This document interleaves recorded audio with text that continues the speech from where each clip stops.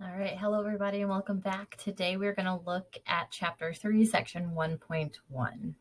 So in today's lesson, we're going to start looking into Mesopotamia.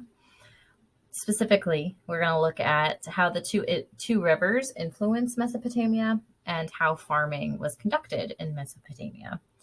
Our main idea for this lesson is that the geography of Mesopotamia helped to create these conditions for civilization.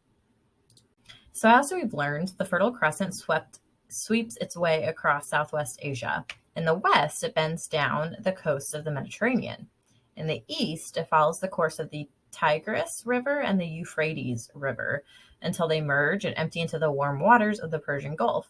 Today, this river valley lies mostly in the country of Iraq. Historians call this flat, fertile area Mesopotamia, which means land between the rivers. The people who once lived there are known as Mesopotamians. The people of Mesopotamia called the Tigris the swift river because it flowed fast. The Euphrates flowed more slowly. It frequently changed course, leaving riverside settlements without water.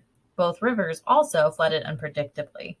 Mesopotamians never knew when or how much water would come. Too much, too little, or too late would be disaster for their crops. However, the often destructive floodwaters deposited silt. Silt is an especially fine and fertile soil that is excellent for agriculture. In this way, the rivers brought life to the otherwise dry land of Mesopotamia and supported the early civilization that was developing there. As farming thrived in this river valley, populations grew and cities developed. So farming began as early as 9800 BC in the Fertile Crescent. It eventually spread throughout Mesopotamia. However, Mesopotamia was far from perfect for agriculture. In addition to flooding, farmers had to deal with hot summers and unreliable rainfall. However, the region's fertile soils promised plentiful crops such as wheat, barley, and figs if the people could come up with a way to control the water supply. So irrigation is a way of watering fields using human-made systems, and this was the answer to the water supply control problem.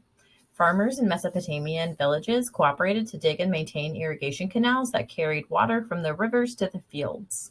Farmers also stored rainwater for later use and built walls from mounds of earth to hold back floodwaters. The people also developed important new technologies such as the ox-driven plow, which is a tool that broke up the hard-baked summer soil and prepared large areas for planting. These creative methods enabled farmers to use the rich soil to their advantage. So the result of this was a reliable and abundant agriculture surplus. The ample food fed the area's growing population. Because food was plentiful, the people of Mesopotamia could afford to develop art, architecture, and technology.